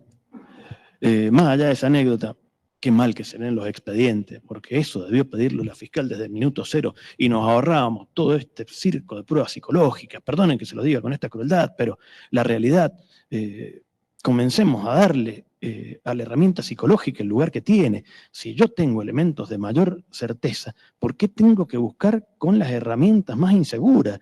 A ver, había que hacer un ADN nada más. O sea, es triste lo que voy a decir, pero creo que se le está dando a la prueba psicológica una gravitación que no debería tener. O sea, yo soy muy crítico de todo esto.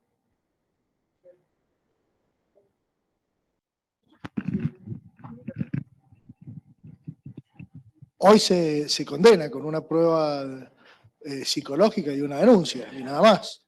Por más que presentes lo que presentes, hoy la defensa realmente cada vez se nos está haciendo más complicado. Vos hoy hacías un paralelismo entre la Santa Inquisición y las denuncias de No, no abuso. era la Santa Inquisición, porque Salem, con respecto a la persistencia e incriminación, esa la hicieron los protestantes, no los católicos. O sea, y los delitos de violencia de género y de abuso. Realmente se está haciendo muy difícil. Y creo que uno de los temas es que tenemos que empezar a buscar nuevas herramientas para aplicar esas pericias. Creo que hoy ha sido un punto en el cual se nos han dado. A ver, yo lo que he tratado de darles son los elementos para que se comprenda el problema en el que estamos, porque creo que lo que ha pasado es un fenómeno de amnesia de paisaje. Hemos comenzado a aceptar un montón de cosas sin una clara... Hemos aceptado el protocolo CBCA-SBA, hemos aceptado el protocolo HELP, hemos aceptado el sistema de evaluación global, hemos aceptado el reality monitoring, sin entender claramente cómo tienen que ser aplicadas esas tecnologías y cuál es el verdadero margen de certeza y error que tienen. Que acá estamos en un problema, porque yo puedo medir, por ejemplo, qué tan bien funciona la CBCA pura en laboratorio. Sí, lo puedo hacer.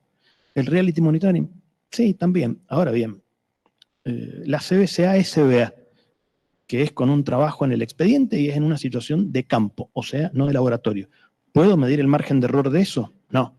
Y del HELP, tampoco. O sea que el margen de error de estos procedimientos en situación de campo es desconocido. Mayor motivo para registrar estas cosas con pulcritud. Hay un artículo que cité en una pericia, casualmente en San Martín, tu tierra, de Alderbrich, en la cual ocurre un hecho muy interesante y demuestra por qué hay que reflexionar y razonar sobre las cosas que uno lee. Básicamente dice que en los adultos el margen de error de la CBCA, de la CBCA en situación de laboratorio era de, no me acuerdo exactamente el número, pero ponele un 30% aproximadamente. Y en situación de campo, el margen de error no existía. O sea, la eficacia de ese procedimiento era el 100%. A ver, ni el ADN tiene un 100%. Señal de alarma metodológica para cualquier persona en su sano juicio. ¿Y cuál es el problema serio? Y es que estas investigaciones de campo no tienen estándar de oro. A ver, en una investigación experimental pura, donde yo estoy midiendo la CBCA o el Reality Monitoring, yo sé quién miente y quién dice la verdad. Tengo a quien observa la narración y la tiene que clasificar. Entonces tengo claramente el estándar de oro. Sé quién dice la verdad y quién no. Y tengo una persona calificada que está utilizando la herramienta. Entonces estoy midiendo ese margen de error. Ahora bien, ese margen de error, esa situación de control de variables, ya voy a poner otro ejemplo de control de variables, esa situación de control de variables yo no la tengo en situación de campo. Entonces ocurren cosas tan divertidas como esta. Se realiza la pericia utilizando la CBCA-SBA. Esa pericia impacta sobre la toma de decisiones judiciales. Esa sentencia posterior se utiliza después para validar la técnica. El circulus improbando por la puerta grande. Por lo tanto, decir que esas mediciones de campo nos arrojan un número pulcro, y la verdad que no, sigue siendo el paradigma experimental la mejor forma que tenemos de medir estas cosas. Y deberíamos admitir también la limitación que tenemos como seres humanos aplicando todos estos procedimientos, y obviamente por una cuestión de humildad deberíamos decir, miren, ¿saben una cosa? Registremos todo para ver si encontramos en el camino algún error que se nos escapó. De pasada se ha dicho, y por esto es bueno hacer declarar a los peritos oficiales, y por eso es bueno que ustedes les pidan a los peritos que den sus argumentos.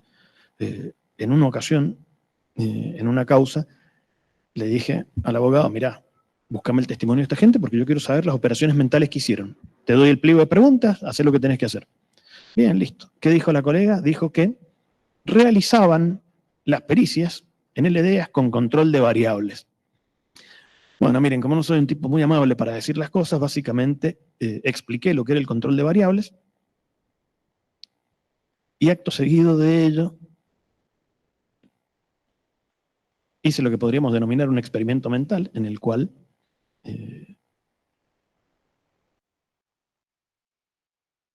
básicamente dije lo siguiente. Supongamos que un pistolero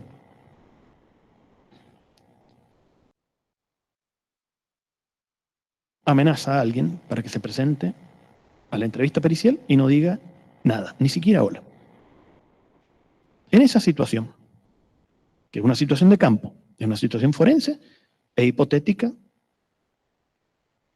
en un cuerpo de peritos, ¿quién tiene el control de la variable? ¿La colega que realizó la entrevista en Cámara Gesell? No. ¿La otra colega que le asistió? Tampoco. El colega que luego se subió y hizo la pericia con una de ellas, tampoco. Los tres juntos, tampoco. El pistolero tiene el control de la variable.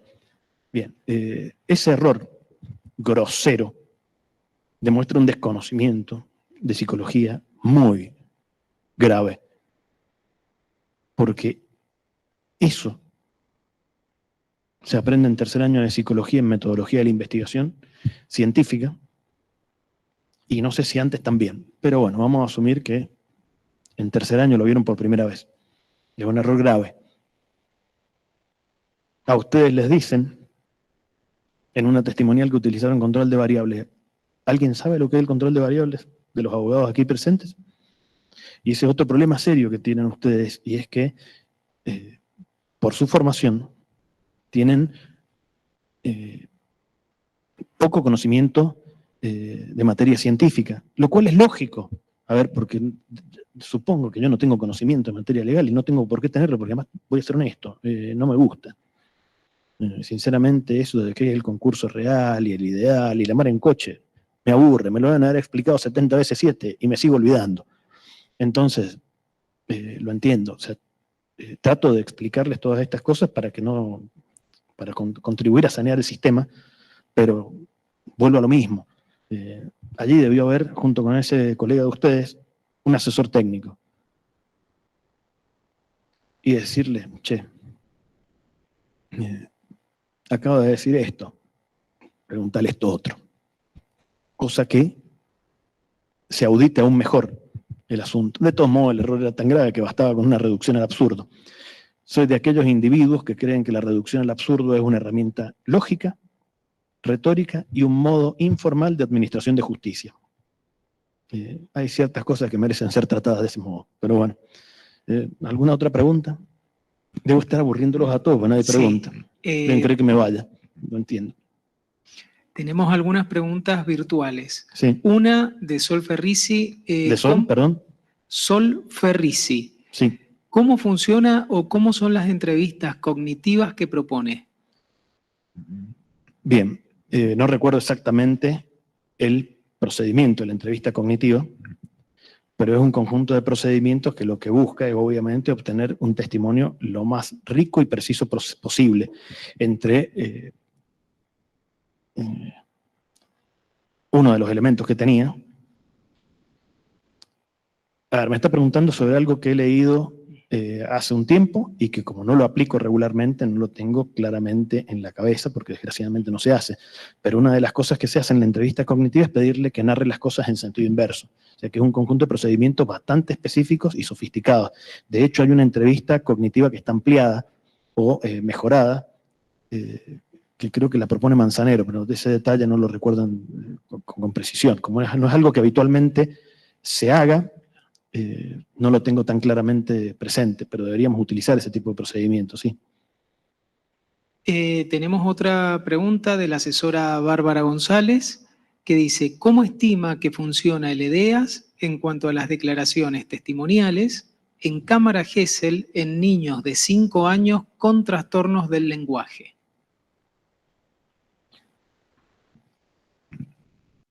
A ver.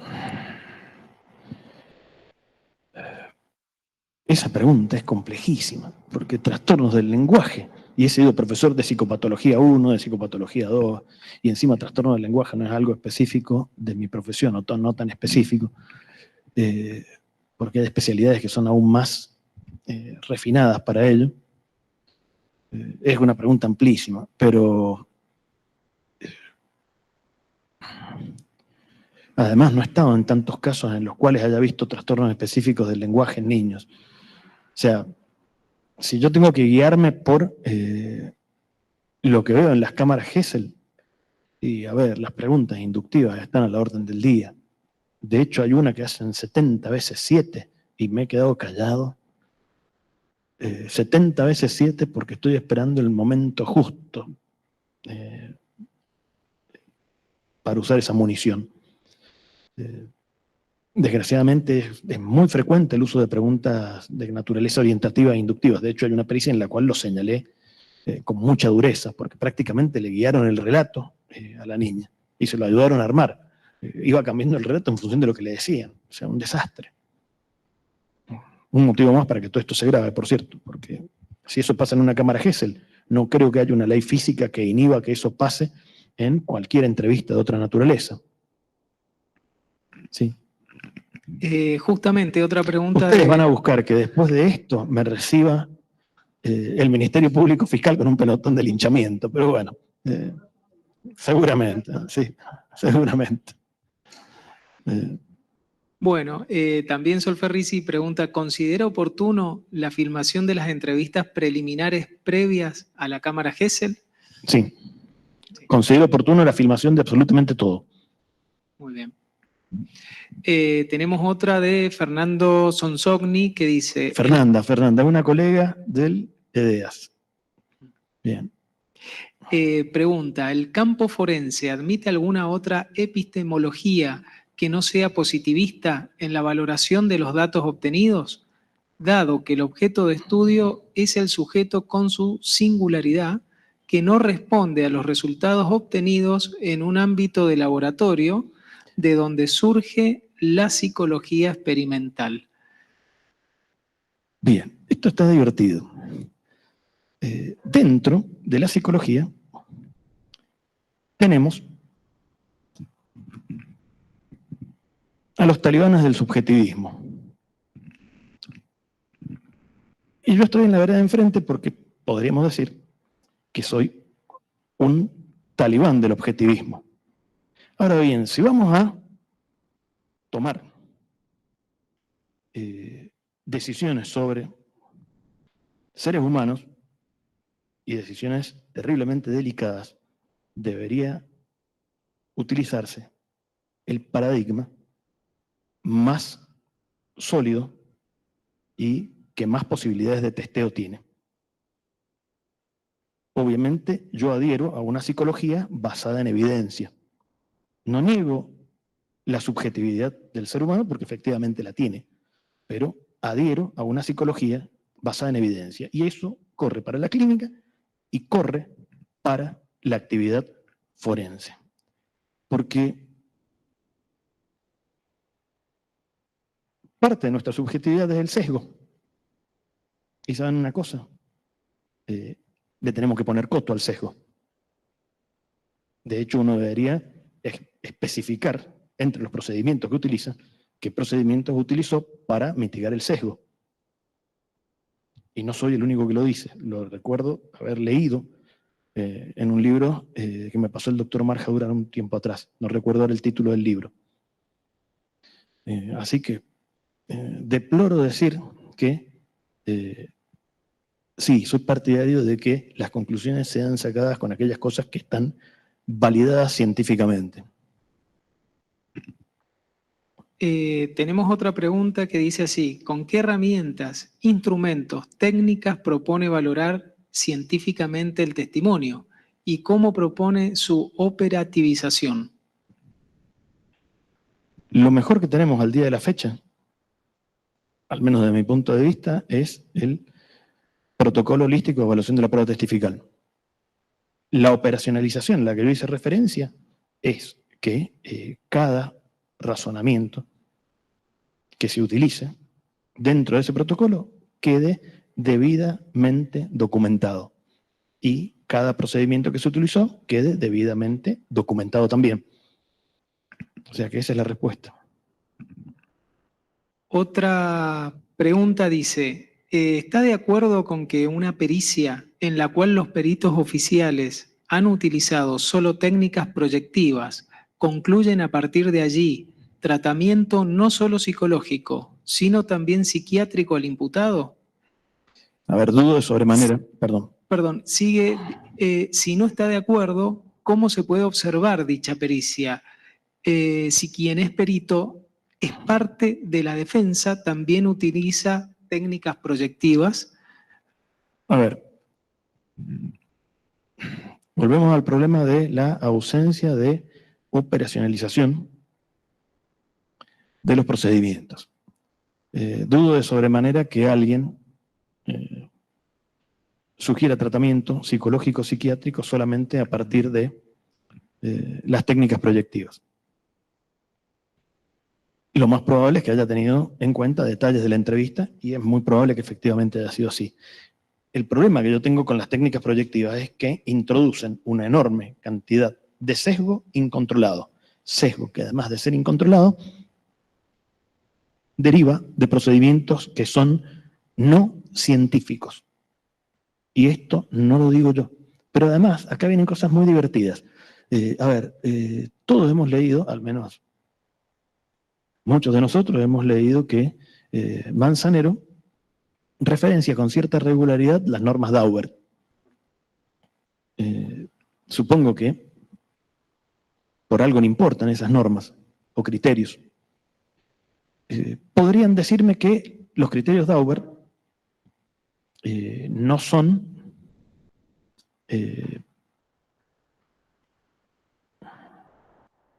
propios de la Argentina. Pero acá lo que hay que discutir no es si son propios de la Argentina o no, sino su pertinencia. Porque si no, lo que estamos cayendo es en lo que se conoce como falacia genética. O sea, cuestionar un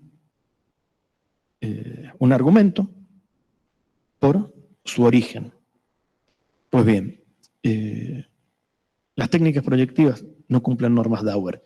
O sea que supongo que Manzanero, no le he preguntado, pero si hubiera $1 millón sobre la mesa, estoy seguro de a qué apostarle, estaría en contra de las técnicas proyectivas. Soy un verdadero enemigo de esos procedimientos porque los considero pseudocientíficos, derivan de teorías pseudocientíficas y es hora que se dejen de utilizar. La psicología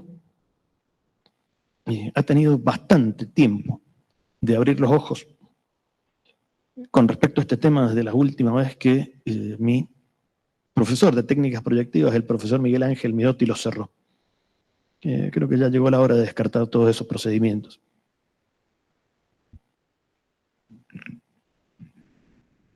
Era buen tipo, Mirotti. Era buen tipo, era un tipo agradable. Pero bueno, estaba en las filas del enemigo.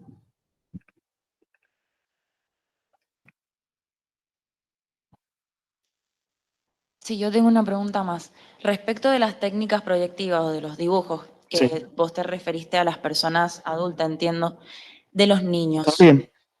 De los niños la misma... A ver, siguen siendo igual de pseudocientíficas, aplíqueselas a quien se las apliques. Lo digo porque lo hemos visto en expedientes, ahora no le voy a dar el punto, digamos, de mirar al EDEAS o al Ministerio Público Fiscal, sino de contraparte de colegas que intentan introducir dibujos de niños, sobre todo cuando no tienen habla todavía. Eso está contraindicado. Totalmente contraindicado. Ya es hora de cortar con todas esas cosas. Salvo, no sé, una situación en la que además tendría que dibujar bastante mejor que yo, no sé, un niño dibuje algo que sea claramente explícito, una cosa así, pero todas esas interpretaciones peregrinas, sacadas con dibujos, por Dios, ya es hora de cortar con estos procedimientos. O sea, salvo que un niño dibuje algo terriblemente explícito, que a uno le indique algo evidente hasta para el ciudadano de a pie más llano, y la verdad de que deberíamos cortar con todos esos procedimientos. Bueno, y acto seguido, la próxima pregunta es... Y aún así, perdón, Sí. aún así, porque yo no estuve en el momento en que ese niño dibujó eso y no sé si ha recibido indicaciones, hay que cortar con esos procedimientos. Y en caso de un niño no pueda hablar aún, pero esté en una situación en la que por algún motivo se llegó a una instancia de denuncia en la que pueda haber alguna especie de abuso, ¿qué sugerís vos o cuál sería tu opinión acerca de cómo abordar esa situación? Creo que debería comenzar a registrarse la prueba testifical desde el minuto cero. ¿Quiénes son los primeros? Y la pregunta es para ustedes. ¿Quiénes son los primeros que tienen contacto con el niño? ¿Quiénes son? Los padres. Bien, perfecto. La psicóloga es la que advierte una posible situación de así. Bien, ¿y después de eso? La niña no habla, es menor, tiene 3 años, 2 años, no me acuerdo cuántos años tiene. Entonces, a partir de ahí se rechaza todo. Todo Es más, eso, hoy se la ha vuelto a vincular con el padre cuando la psicóloga nos pone banderas de alerta en absolutamente cada una de las actuaciones. Pericialmente no hay nada que pueda acreditarlo. A eso entiendo que va la pregunta. creo que allí lo que habría que hacer es llamar a declarar a esa colega y preguntarle cómo llegó a todas esas conclusiones y operativizarlas. Que tenga la operatividad, o sea, que sea de operacionalización visible. Porque ¿saben cuál es el problema? Yo no sé si ella no está cometiendo errores de la misma manera que lo puede cometer cualquier ser humano e inducir a la niña. Como querelantes de la causa pedimos la declaración de la psicóloga. Asimismo fue rechazado porque los informes del cuerpo de psicólogos, de peritos ahí del EDEAS, consideraban lo contrario, por lo tanto fue archivada la causa. Sin A ver, darle acá, importancia a la sin conocer la causa, y los motivos. hipotéticos. En general, para poder saber cómo manejarnos ante determinadas causas similares. Sin conocer la causa. A mí lo que me sorprende es lo siguiente. Yo asumo que el EDEAS tiene un fuerte sesgo para encontrar cosas inclusive inexistentes. Se lo he dicho a mis colegas y lo he manifestado por escrito en reiteradas oportunidades. Me sorprende que el EDEAS no haya detectado nada.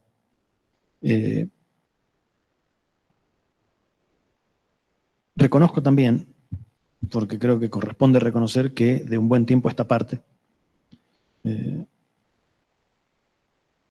he visto mejoras en el trabajo del EDEAS. O sea, por lo pronto he visto informes donde se están ponderando cosas que antes no se ponderaban. O sea, creo que todos estos años y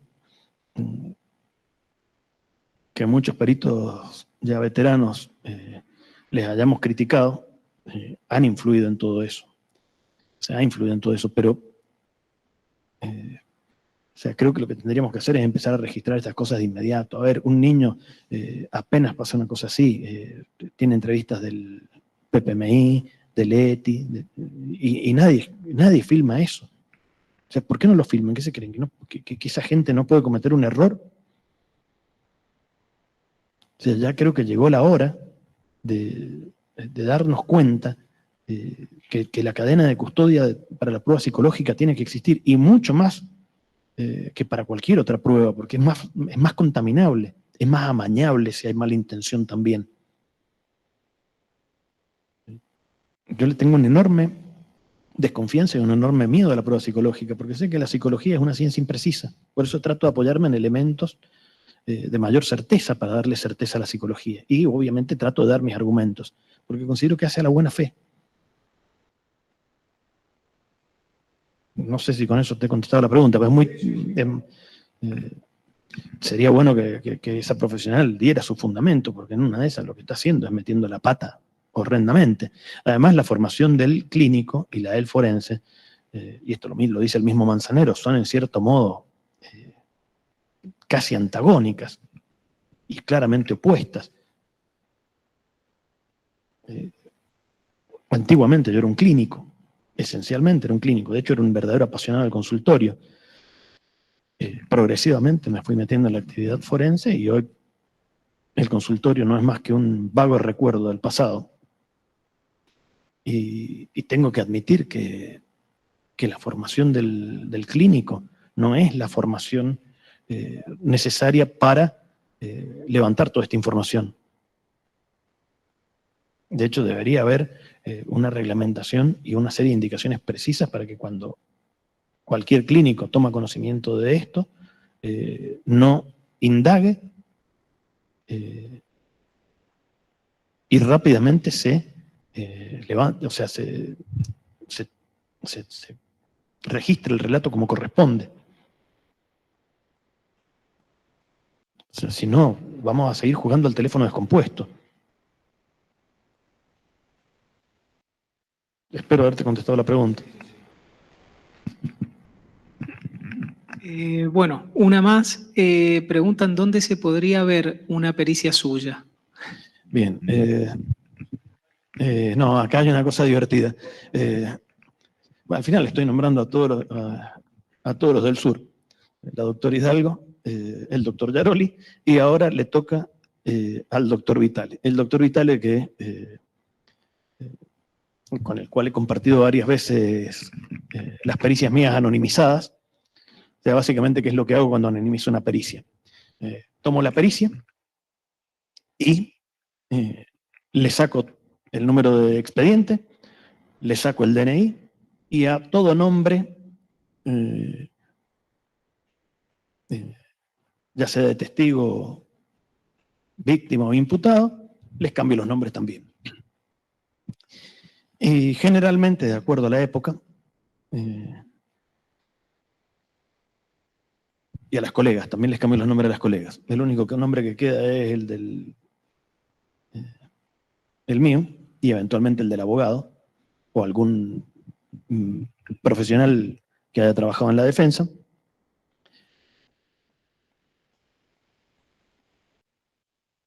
Les coloco, generalmente lo que hago es reemplazarle los nombres por los pacientes de... Es muy excéntrico esto. Los pacientes de Freud. Entonces, qué sé yo, a una colega quizás le pongo Berta Pappenheim, o sea, Ana O. A la otra le pongo...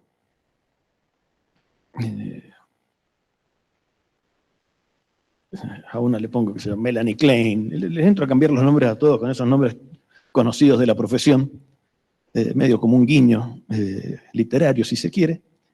Y si estoy en otra época en la que estoy leyendo, no sé, de historia de la Segunda Guerra Mundial, alguna de esas cosas que siempre me entretienen, porque he ido muchos años, estuve en el liceo militar, si estoy leyendo de la historia de la Segunda Guerra Mundial y qué sé yo, le coloco el nombre de algún jerarca de la época al imputado, y le entro a cambiar los nombres a todos, así como guiño literario, como para que no sea tan complicada la cosa, en términos legales.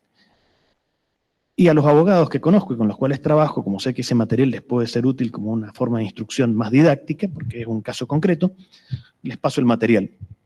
El doctor Vitale varias veces que ha leído ese tipo de anonimizados se ha matado de la risa con el tipo de razonamientos míos y me ha dicho que debería ser un libro de pericias divertidas. La verdad es que acumulo, como todos los peritos de las que trabajamos en las defensas, más derrotas que victorias. Así que no sé si tengo muchas ganas de publicar un libro, por más divertidas que sean las pericias, pero sí tengo por allí algunas de esos anonimizados que los comparto porque considero que son un instrumento para ayudar a que comprendan cómo razonar este tipo de pruebas. Así que sí, por allí tengo algunas de esas repartidas. Las he compartido con colegas también. Aquí hay uno que se está sonriendo porque sé que ha leído una. Sí. Gracias. Está bien, suficiente. Me ha sido un gusto. Muchas gracias. Gracias.